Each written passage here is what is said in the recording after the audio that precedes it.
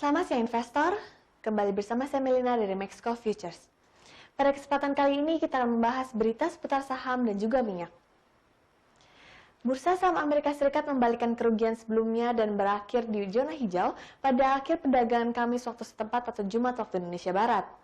Penguatan dapat terjadi lantaran didukung oleh rally di saham perbankan.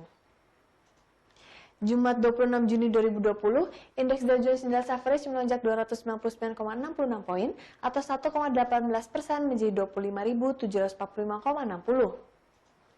Sedangkan S&P 500 naik sebaik 33,43 poin atau 1,10% menjadi 3.083,76. Indeks komposit Nasdaq naik sebaik 107,84 poin atau 1,09% menjadi 10.017. Sebaik 10 dari 11 sektor S&P 500 utama ditutup lebih tinggi, dengan sektor keuangan naik sebaik 2,71% melampaui yang lain. Sektor utilitas turun menjadi 1,22% dan menjadi satu-satunya sektor yang menurun. Saham bank melonjak setelah The Fed dan 4 lembaga regulator mengumumkan mereka akan mengubah aturan yang membatasi kemampuan bank untuk melakukan investasi di sejumlah bidang seperti hedge fund. Rata-rata saham utama berada di bawah tekanan di awal sesi karena data menunjukkan jumlah orang Amerika yang mencari tunjangan pengangguran lebih tinggi dari yang diperkirakan selama seminggu berturut-turut di tengah pandemi COVID-19. Departemen Tenaga Kerja Amerika Serikat menyatakan klaim pengangguran awal sebesar 1,48 juta dan ini merupakan hasil yang lebih buruk dari yang diperkirakan. Jumlah kasus harian baru di seluruh Amerika Serikat naik mendekati rekor tertinggi. Texas menghentikan pembukaan kembali secara bertahap sebagai tanggapan atas lonjakan infeksi COVID-19 dan perawatan di rumah sakit. Lebih dari 36.000 kasus baru di Amerika Serikat tercatat Kamis waktu Indonesia Barat, hanya beberapa ratus dari rekor tertinggi pada tanggal 24 April, membuat investor lebih pesimistis tentang peluang pemulihan ekonomi yang lebih cepat. Beralih ke bursa Asia, bursa saham di kawasan Asia pada perdagangan Kamis hari ini terpantau mayoritas hijau.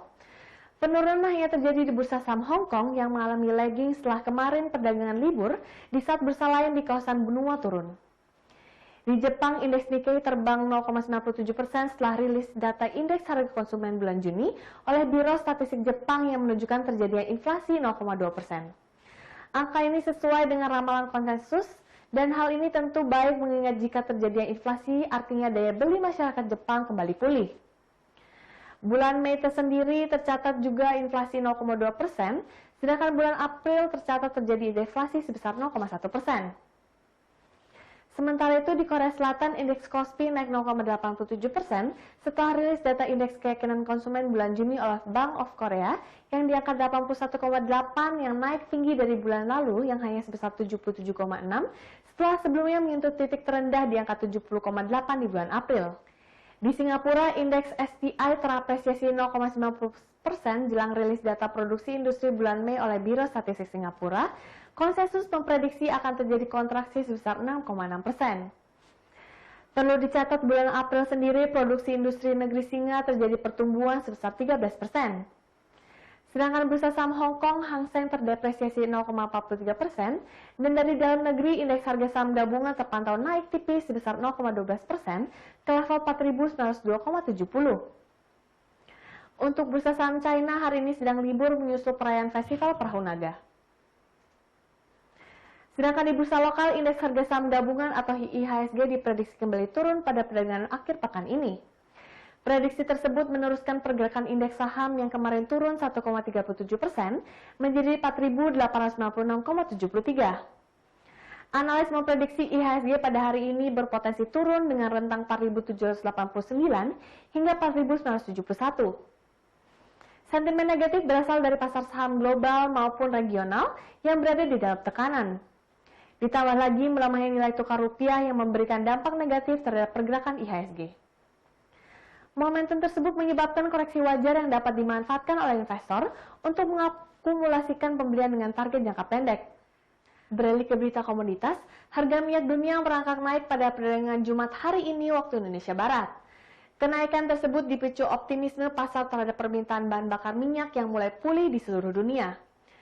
Berdasarkan data Bloomberg pada hari ini pukul 7:35 waktu Indonesia Barat, harga minyak jenis Brent untuk kontrak pengiriman Agustus 2020 naik 0,95% ke level $41,44 per barrel.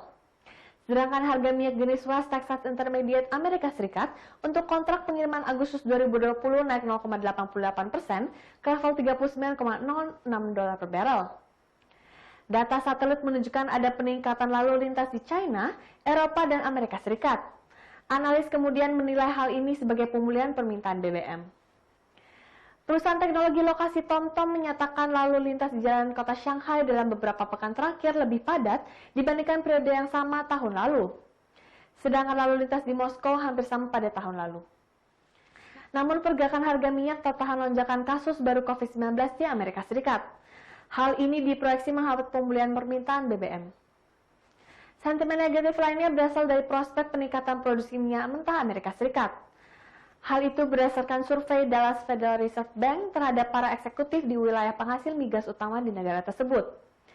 Dari hasil survei, sebaik sepertiga eksekutif yang telah memangkas produksinya berencana meningkatkan produksi kembali pada bulan Juni 2020. Sedangkan 20% lainnya tetap menutup produksi pada bulan depan. Sekian berita seputar indeks saham dan minyak untuk hari ini. Saya Melina pamit undur diri. Terima kasih dan sampai jumpa lagi.